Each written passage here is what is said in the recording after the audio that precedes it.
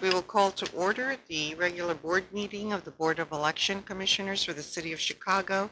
Good morning. My name is Marisol Hernandez. I'm the chair, and with me today is Commissioner June Brown. Present. And Commissioner William Cressy. Also present. Next item is the consideration of the agenda. Do we have any proposed changes? If not, we will proceed with the approval of 3 sets of minutes of board meetings. And those are the minutes of January 12th, January 23rd, and February 13th, 2024. I'll take it as a package if there's no specific objection to any of them. Is there a motion to approve these board meeting minutes? So moved by Commissioner Brown. Seconded by Commissioner Cressy. Properly moved and seconded. All those in favor, please state aye. Commissioner Brown votes aye. Commissioner Cressy votes aye. Motion passes. Thank you. Next item is the Executive Director's report. Mr. Holliday. Morning, Madam Chair, Commissioner Brown, and Commissioner Cressy. First, I would like to say congratulations to Max Bever and our website development team for the award our website received. Max will give more details on that. We are preparing for the first day of filing of nomination petitions for Chicago elected school board candidates starting on June 17th, and our General Counsel, Adam Lasker, will give more details. On last Monday, May the 5th, I attended another meeting of the statewide Ranked Choice Voting Task Force. This meeting was focused on providing definitions to voting terms and processes to assist with the drafting the task force final report. That report is likely to be released by the end of the year. Given that this report will not be completed by the end of this session in Springfield, it seems unlikely that the state legislature will pass anything related to ranked choice voting during this session. We will continue to attend the Ranked Choice Voting Task Force meeting and provide our feedback on behalf of the board. We also are continuing working with the Secretary of State and the bill sponsor on providing our feedback on proposed legislation to expand automatic voter registration in Illinois. We are waiting to see if that legislation will move forward as part of this session in Springfield. Recently, I attended an election audit workshop organized by the U.S. Election Assistance Commission. This session focused on several topics outside of the regular post-election audits we already engage in, including audits for accessibility, ballot design, and procedural compliance. I have forwarded these workshop presentations to the 3 commissioners so you can have a look at it. The warehouse, the replacement of the roof at the warehouse will begin in 2 weeks and is scheduled to be done by August of this year. I'm sorry, the replacement of what? The replacement or the repair of the roof at the warehouse on the 6th floor. It was said to have about 38 leaks, so that is being worked on. Also, the installation of a new sprinkler system on the 5th floor is in process. And we talk about the 5th and the 6th floor because they want to relocate us from the floors that we're on to those 2 floors. And we're on what floors right now? 3, 2, and 4, I believe. Yes, 3, 2, and 4. So they want to relocate us to those 2 while they remodel the other 3 floors. So looks like they plan on keeping us there. No talks about anything else. Is that a permanent relocation once they fix them up, or are we going back to Yeah, 3-2? well, that will be a permanent relocation to those 2 floors.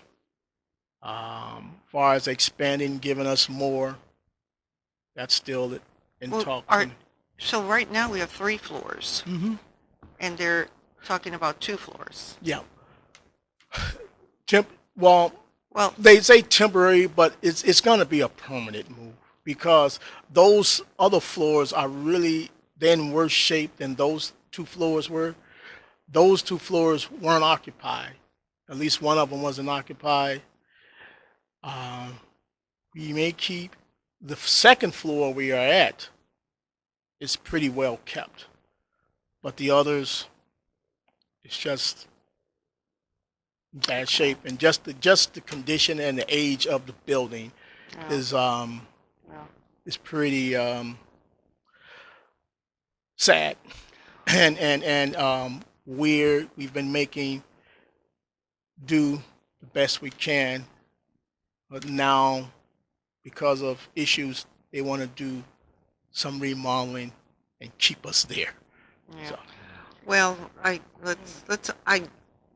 hope that we have at the very least the same amount of space. yes, We get the same amount of space as we had before. I have our facility consultant Dean Fatigas.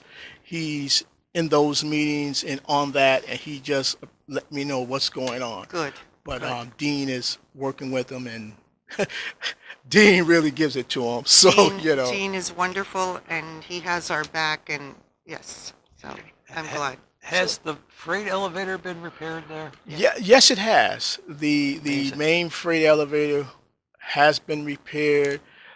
Speaking with Dean this morning, I think maybe the east elevator has been down, but they're working on to bring that back to operating. Good. So Because there seems to be problems getting elevator repairs citywide. yeah, well, the main elevator was down. That was the oldest elevator, and once the copper and things were stolen off of it, it was very hard to replace the parts and It everything. was horse-drawn Yeah, originally. yeah. So that one is working. So we'll see how long it stays operational, but they're on it day by day to make sure that it stays operational. Yeah, and the question is are they going to finish by August as they're saying? Because we have an election in November, we have to get our equipment together. Right. And So the floor where they're repairing the roof, we don't have any equipment there yet.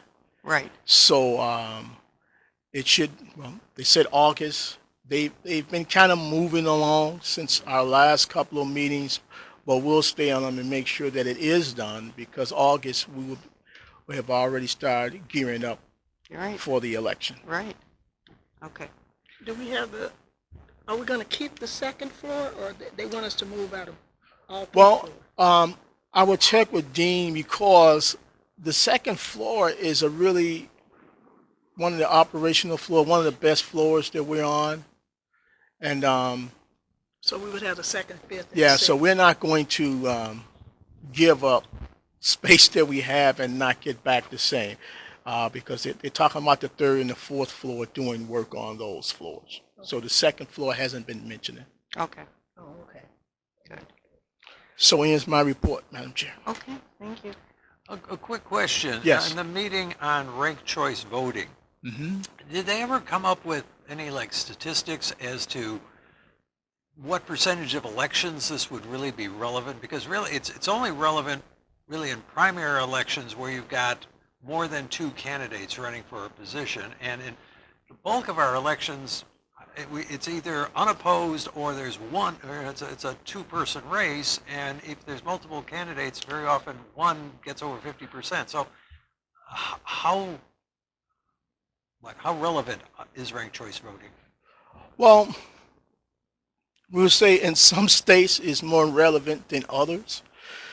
The conversation was more about presidential primaries, but then again, here in Chicago, we had the municipal election, Yeah. where, as we saw this last mayoral election, we had 9 candidates. Alderman Martin, he's on the task force, and he's one who wants to push ranked choice voting for that purpose, where we have the multiple mayoral candidates or automatic candidates. So, I guess I'm old enough to think back on, decades of mayoral elections in Chicago where basically you had one candidate. yes. So, okay. But I would just be interested in a statistic, I'm a statistics guy, of exactly how many elections would this, and again, presidential elections, depending on where Illinois falls in the calendar, it may be over by the time it gets to us as it was this year. So, The pending bill addresses only presidential primaries. oh, really? So, Okay. yeah. So that's the Which entire may not be legisla- relevant then. The entire legislative conversation now is the presidential primary bill that's pending. When we first started hearing about ranked choice voting, we heard them one of the big reasons supporters of ranked choice voting tout is that it can do away with the primary. So, for example, we've got the runoff system for our local municipal elections. Right. You could, with a ranked choice voting, have only that February election. Right. It's ranked, do the ranked choice voting, and then you never have an April runoff. Right. That's an advantage. That's a financial advantage that they were frequently talking about. But now the only bill is addressing presidential primaries, so there's no cost savings there. It's actually a lot more Yeah. expensive because you're training everybody to implement the system. And you have to adjust our machines, our Check balance equipment, system, yes. which is rather costly, right?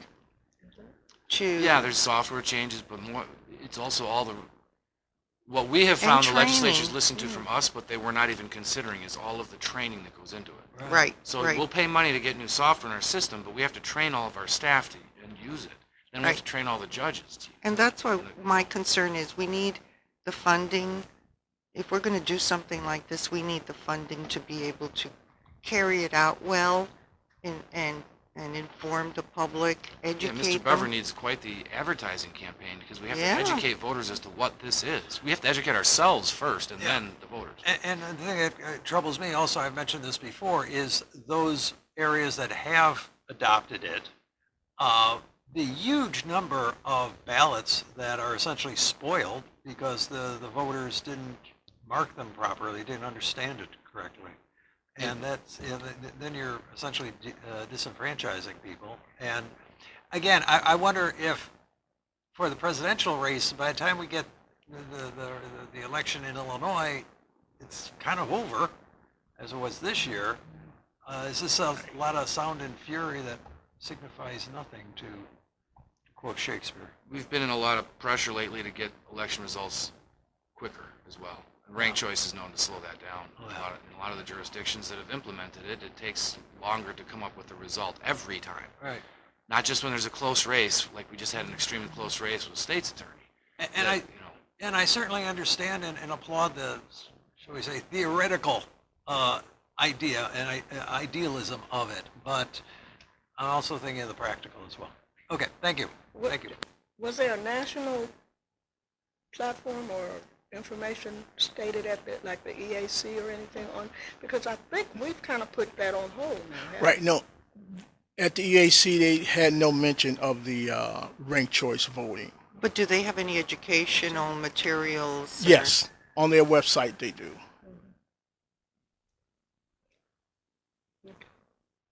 Okay, thank you.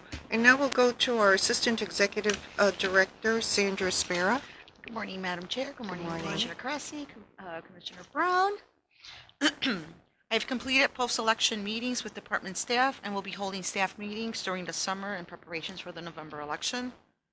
I recently participated in a discussion with members of the Overseas Voting Initiative hosted by Lance Goff.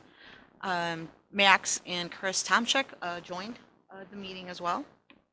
I am currently working with the HR manager to staff open positions. Interviews for the warehouse manager and ADA compliance officer began last week and will continue until the positions are filled. At the warehouse, the charging of the unused equipment has been completed and staff will begin removing equipment and supplies from the ESCs upon legal's approval. And that ends my report. Okay. Quick question on elections, but this is about the school board. Is there anything that we need for everything with the Chicago Board of Education elections? Are we cared for with that, or do we have to do anything? That's Adam? Okay, I'll wait. Okay. the answer is yes. We'll get to it. Okay. And thank you, Mrs. Spera. And now we'll go to our Public Information Director, Max Bever. Max? Good morning, Commissioners. Charles, thank you for the shout out. I suppose we'll lead with some nice good news, but our website did win an award. This was we were submitted by our vendor, Clarity Partners, but it's the 2024 Communicator Awards, an award of distinction for government websites. So it's a nice pat on the back. And I did meet with our vendor, Clarity Partners, to map out our work ahead of November, as well as heading into next year, discussing our projects, as well as budgets. And so we're working to prepare a new contract to present to the commissioners to be approved in July ahead of that. But good working relationship. We've already got a lot on our plate. We've got a lot of ideas for 2025 to continue our improvements and adding a lot more map functionality to the website as well. But we'll have more updates to communicate in the future once we get that locked down, as well as projects we're working on with the county, who shares the same vendor. And so increased functionality between both of our websites is our goal. The invitation for bids for the 2024 Canvas is currently out. Those responses are due by this Friday. So we'll send the commissioners that bid information next week. We're on track to have everything mailed to voters for their new voter cards as part of this Canvas by the end of July.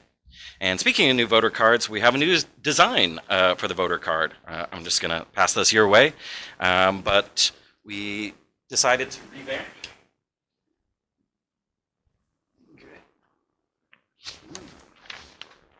To revamp ever so slightly, but these cards also include the voters' new elected school board district information.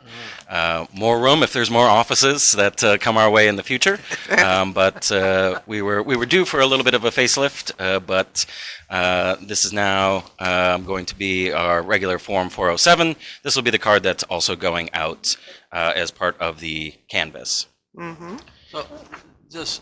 So this will be mailed out separately, and then we'll have the envelope for the canvas. That's right. So we'll be printing those out moving forward for when people request a new registration card or they're a new registered voter. But every registered voter in Chicago will be getting a new voter card as part of the 2024 Canvas. And that'll be in an envelope.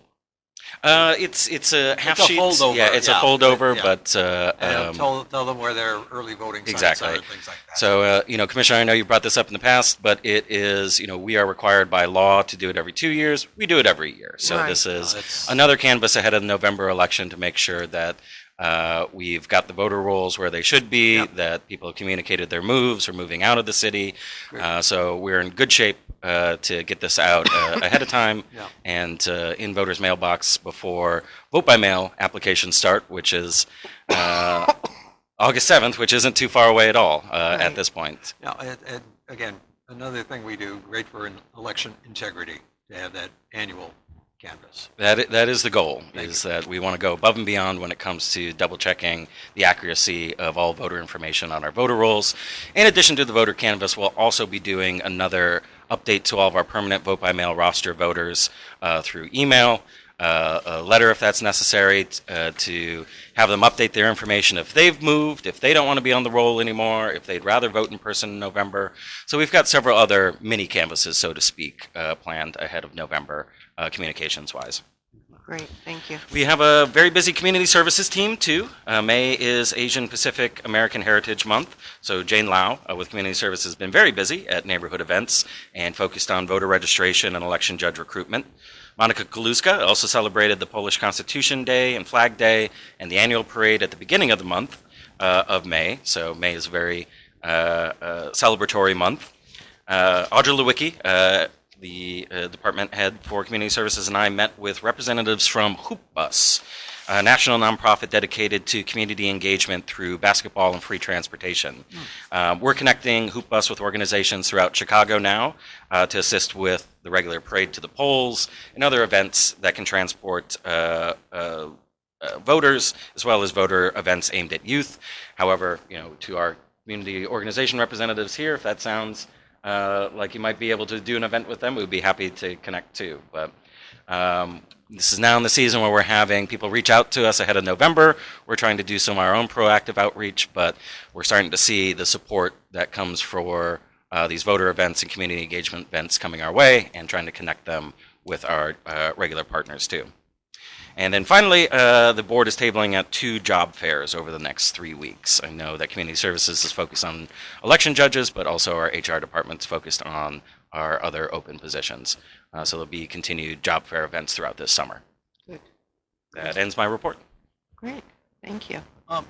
If I may, there was a wonderful event yesterday. Oh, how could I forget? How could I forget? Yes, we I have- just want to make sure you mentioned this. Plus, at that, one of the things that was mentioned was possible new form or something to go with regards to Voter- changes in signature of voters. If you could Thank you. elucidate. I can't believe that I forgot, but thank you to all the commissioners for attending, and especially Chairwoman Hernandez for coming to the League of Women Voters of Cook County annual meeting. They hosted a panel discussion for both Chair Hernandez and the Cook County Clerk's office to discuss the last election, as well as heading into November, as well as any voter questions. Big special thanks to Helene and Betty, who are here at this meeting today. But we were very happy to attend this meeting, and thanks to all of your attendance as well. Part of what Chair Hernandez discussed that we are following up on, Mr. Lasker, you'll be getting an email from me after this meeting, but we are looking to push forward and have a new design for a signature update form for our Form 275. This situation where another thing that we want to offer voters ahead of the next election, many voters' signatures have changed. Right now, the only procedure is using a regular voter registration 275 form. We do want to create something that is more specialized and doesn't cause any confusion or double up as its own specific voter registration. So we're looking to get that approved and have that available for voters this summer. Yeah, and as I said, if there's a mailing where we can include it in the mailing for the voters, I think that would be great. So, We will look into, I think, what we can get done with the ID requirement that might need to come with that, whether it can be, sent as a photocopy or the like. But at the very least, we want to put a lot of attention and publicity behind this option for people to get their signatures updated ahead in November. and would we be able to have those forms? I know it's adding to what election judges do in early voting sites. Would we be able to have those forms available there? Or, I don't know. But, There are some yeah. details of It's the deadlines before election day that I'd like to lock down with all the departments and legal involved. But right. I often sometimes get ahead of myself. But we've got some details to work out. But ultimately, this has been something we've been working and talking about for a while that we're going to get done. Yeah, no, I think it's extremely important. Illinois is dependent on signatures, and especially with regards to vote by mail, it's extremely important. And we also see there's some litigation going around the country in federal courts with regards to use of signatures. So I think it's very important that we be on top of this. So thank you. Okay. Well, thank you, Mr. Bever. And thank you, League of Women Voters. Yeah, it was a great event. I'm so happy I was able to take part in it. And Max, thank you for helping getting it all together. Next item is old business, infrastructure projects and changes in election administration, including electronic poll books and voting equipment. Do we have any updates on that, Mrs. Sparrow and Mr. Holliday? Well, I just thought of this and the signature updating the signature version. The poll book, those signatures of the poll book actually use selected. Actually, a really good way to do it, and some election authorities do that. When you've got the voter standing right there. Yeah. So that we know it's their signature. Right. So that's a direction that I'd almost prefer to go. And that would you would have to talk to the e-poll book company to see if that's Well, Do- and I don't know, are we having voters sign the electronic signature on a poll book? Sign in? Okay. They have right now it was taken off, like it's been removed. We do have them sign the application. We can though have them sign. Great idea. What's How- done how- in many places around the country is on the paper ballot application, they scan that and add that signature to the files. Because again, you've got the voter standing there for identification Right. purposes. You know that that's the right person giving the signature. If we're taking electronic signatures on the poll book, we have to be careful that I know for myself personally and many other people, when you sign an electronic tablet, your signature is very different than when you do it on paper. That's exactly what I was thinking, yeah. So I think we do always still have, it's my understanding, we still have paper applications for Yeah. everything. And I think that what we want to start looking at internally is capturing signatures from those ballot applications. Yeah. Because that way we don't even need to wait for someone to decide to send in a form for us. It just becomes a, routine. Well, the only people then that the form would be useful for are the vote by mail voters who aren't coming in personally, who would like to update their signatures. But if anybody's coming in personally, well, on election day, if you're going to your precinct polling place, you don't have to fill out that form, right? Yes, you do, a ballot application. You do? Yeah. Okay. And similarly, the vote by mail voters give us 2 signatures every election because they give us one, well, not if they're permanent roster, but at least on their return envelope, they're giving us a signature too. Mhm.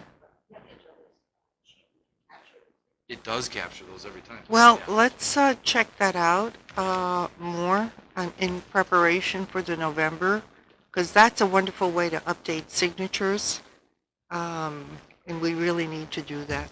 Okay? Yeah, if you could just report to us later on what you've learned, that would be great. Just to tack on to that, I've also had conversations with people through the JPP program. That's the computer system that we share with the county for electoral board purposes when we do the signature exams during electoral boards. Another database to get updated with these newer signatures. So I'm trying to incorporate this whole idea into electoral board work as well, so we have even more accurate signature exams. Okay, thank you. Next item is legislation. Mr. Lasker? Thank you, Madam Chair and Commissioners. On the 3rd of May, there was an omnibus elections bill that passed. It did not have a lot in it, but it had one thing that's going to be wonderfully helpful for us in the future, pushing back the filing period for candidates in a primary election by 28 days, making it earlier, 28 days earlier, so we have an extra 4 weeks to adjudicate electoral board cases related to the primaries. That's usually the toughest cycle other than also our municipal elections. Unfortunately, this bill did not change anything for the municipal elections, for ours anyway, because ours are nonpartisan. This is only an Article 7 change for partisan primaries. I've already reached out to the state board about this because there will actually be some counties where the county clerk runs the elections, and they've got some partisan municipalities and townships and some nonpartisan. Wow. So I pointed out that it could actually result in 2 different filing periods for Yeah. those county clerks. So hopefully they'll also make this change for the consolidated cycle, but very glad to see it for the primaries. We saw how, yet again, we saw how with the advent of early voting, the original time frame just doesn't work anymore, so I'm glad they've extended that. We are watching some legislation. Basically the other substantive portion of the omnibus bill was that it took away the right for established parties to fill vacancies in nomination when they had no candidate in the primary. That now, as of 10th, 4 days ago, a lawsuit's been filed challenging that because there were the 3 plaintiffs had already gone through the process to become the nominees for November because there was no candidate for their party on the ballot in March. So they're making a constitutional challenge against that. So it doesn't really apply too much to us. Those are downstate candidates, but nonetheless, just for future purposes, we're monitoring that litigation. Now there's a recent bill that we were contacted on. So it was just filed. It just went on May 8th to the election subcommittee, so it's moving right now. What I'm told is there may be another omnibus bill for elections, another small one, either later this summer or in the fall session. Here it would, if it passes, any candidate who's found by an electoral board to have engaged directly in a pattern of fraud would automatically have ballot forfeiture. They'd automatically be disqualified for the ballot. It seems to be an additional remedy for those kinds of cases we have seen where like petition circulators are found to be engaged in a pattern of fraud, and even the candidate themselves sometimes, but there still remains enough valid signatures for the candidate to get on the ballot. So an interesting idea there to move forward on. That's it for the legislation at the moment. Okay, thank you. Do we have anything else? Are you involved in any discussions with the Secretary of State's office about the AVR? I have been engaged in those conversations. Max and Charles are really kind of taking the lead, but I'm abreast of it and informed of it and participating in those conversations. Yes. Okay. Charles, if you don't mind, I can give a quick update on that. We've been involved, thankfully invited by the Secretary of State's office as well as the bill sponsors for legislation that would expand automatic voter registration for IDs beyond just the real ID. In Illinois. They originally were looking to run this legislation last year. We shared our concerns, as well as the county shared some concerns about proof of citizenship, and we relayed concerns brought to us by our language access groups. Thankfully, they were invited to the table, as well as we were, over the last few months. At this point, our community organizations and language access groups are pleased by the compromises made by the bill sponsors and the Secretary of State's office. We're also pleased by additional ideas they've incorporated for our end from both the county and the city for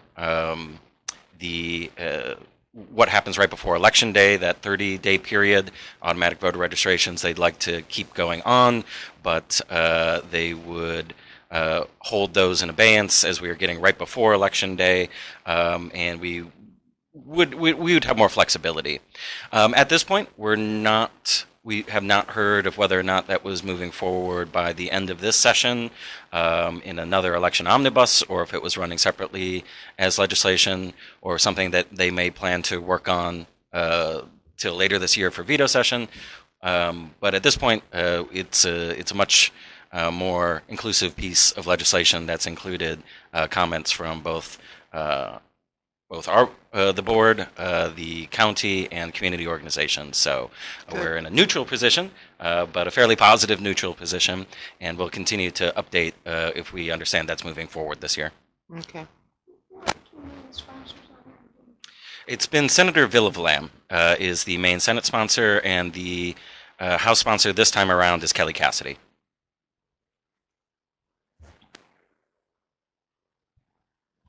Okay. Thank you. If there are no further questions of Mr. Lasker at this point, we will proceed with new business. And the first item is the board's revised 2024 election calendar. Mr. Lasker? Thank you, Madam Chair. As we all know, quite unfortunately, Clerk Yarbrough has passed away. That creates a vacancy in the office. It will be filled temporarily by her deputy clerk until the election this November. So because of this vacancy going to be filled for a unexpired 2-year term, I've added that to the election calendar on the list of offices that are up for election, various places throughout the guidebook. That's the only substantive change for this revision. Okay. Mr. Lasker, if you could clarify, since this office was not on the primary ballot, is it going to be like an open election for that office, or will, and especially also in light of the recent legislation in Springfield eliminating slating? The recent legislation, I actually meant to address how that does not apply to this. The recent legislation that takes away the right for a political party to fill a vacancy in nomination when they had no candidate in the primary is specifically or expressly confined only to General Assembly candidates. So it does not, that legislation does not affect this county office position. That's that issue. What has happened in this current situation is it does create a vacancy in nomination as compared to, it creates both a vacancy in office, and that's going to be filled temporarily by the deputy clerk until the election. It creates a vacancy in nomination to the extent that the political parties did not have an opportunity to do a primary. So the political parties, the established political parties, may appoint their own candidate to appear on the November ballot. And then there will be the election in November to fill the vacancy in office. Okay. So there's not going to be 12 candidates running for it, and we have ranked choice voting. So independent and new political party candidates have the right to Right. circulate petitions. We have no idea, but usually we see very But few the of parties those. themselves will nominate their One candidate. one per established party, yes. Gotcha. Thank you. Okay, thank you. Is there a motion to approve the revisions to the board's 2024 election calendar in relation to the office of Cook County Clerk for Cook County? So moved by Commissioner Cressy. Properly moved and seconded. All those in favor, please state aye. Commissioner Cressy votes aye. Motion passes. Next item is proposed legal services agreement with Joan Agnew. Mr. Lasker? Thank you, Madam Chair. As everybody knows, Joan wears a lot of different legal hats around here. She remains a very invaluable asset to the board with her long and broad memory of institutional knowledge. So myself and many others request that you extend her contract, the terms of which would be the same as the current. Yes, and definitely Joan is invaluable here at the board. She's been here for so many years, and we appreciate all her work. At this time, is there a motion to approve a legal services agreement with Joan T. Agnew at the rate of $275 per hour with a term beginning June 1st, 2024 and continuing through May 31st, 2025? Seconded by Commissioner Cressy. Properly moved and seconded. All those in favor, please state aye. Commissioner Cressy votes aye. Motion passes. Thank you. And lastly, we have a proposed legal services agreement with Barbara Goodman. Mr. Lasker. Thanks again, Madam Chair. Ms. Goodman also has been serving as an attorney in various capacities for this board on an external basis, outside legal counsel basis, very part-time as needed, mostly with electoral board matters.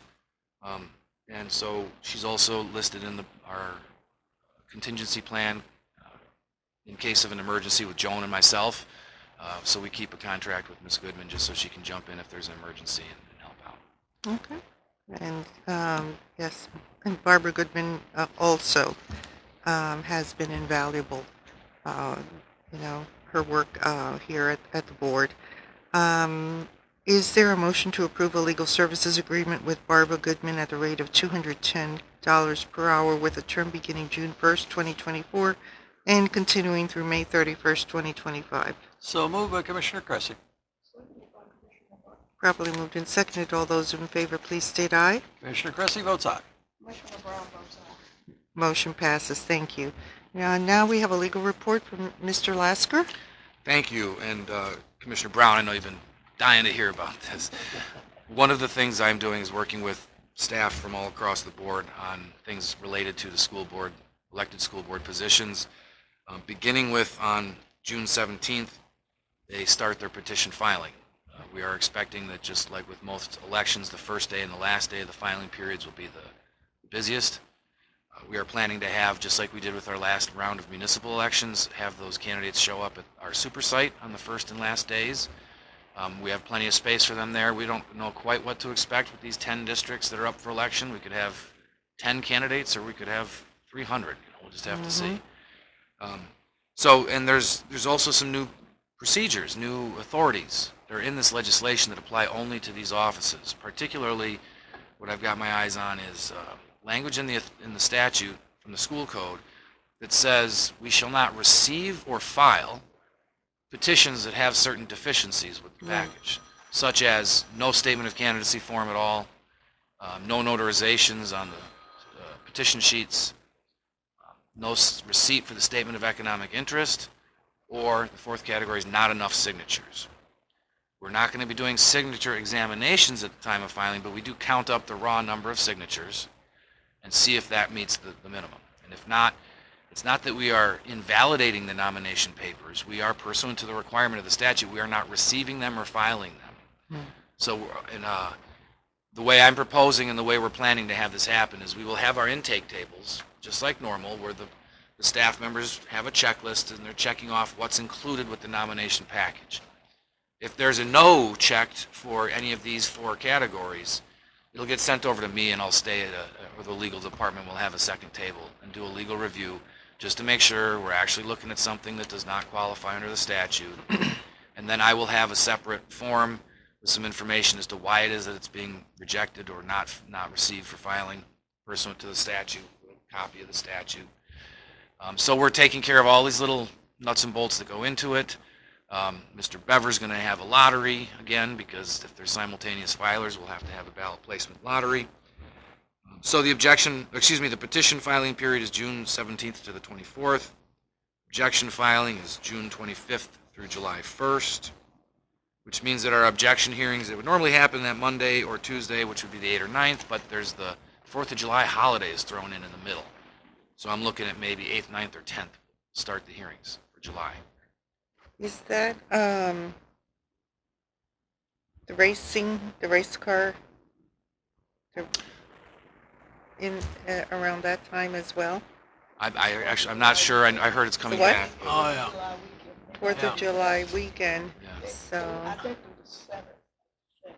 So we're not open we're not required to be open, nor are we traditionally open for the weekends or the holidays. It's not a requirement. So it is my advice that we be closed on the 4th of July holiday, be closed for that weekend, and we do just the business days. So we'll be open for objection. Well, really though, that's the objection filing is going to end on July 1st. Then we're internally processing the objections, serving the objections. Oh, and another thing we're working on is a waiver of service form for when the school board candidates file, similar to what the State Board of Elections and the county clerk's office instituted for this primary election, right. so that we can do service by email of the objections rather than sheriff, because the sheriff never gets there. And with all due respect to the sheriff, that's not as quick and And, you know, they have local school council elections, and so they have a set up of election rules that they do. well, those are separate elections run by them. Right, you're run by Yeah. them, but there's some rules because you're talking to the school code and so that may be something that may get you around. Well, I'll look into that. Yeah. I'll have to reach out. They usually borrow our voting equipment, but they follow their own rules. So yeah, I'll have to figure that out. Ballot certification deadline August 29th. Early voting, the earliest date we could start for November is September 26th. That gives us a little bit of time to handle these objections. So hopefully we'll be able to open, not necessarily the 40th day before the election, but maybe a little bit longer than 2 weeks, like we did for this primary, or at least attempted to, until litigation that was not involving us got in the way. Mm-hmm. So anyway, that's, obviously many other contractual matters and things that the legal department's working on. I've got 14 hearing officers who are available. I don't know that we'll need all them. I've got more on the roster if we need more, but we've reached out and got confirmation from 14 that they're available. So I think we're in good shape when the time comes, and we're doing all the projects in between now and then. Just to clarify, the two NASCAR races in Chicago will be Saturday, July 6th and Sunday, July 7th. And of course, street closures in the area will begin, goodness, some of them are as early as June 27th. Right. Yeah, so we may want to bump that Monday date because they'll just be starting to reopen the streets at that point.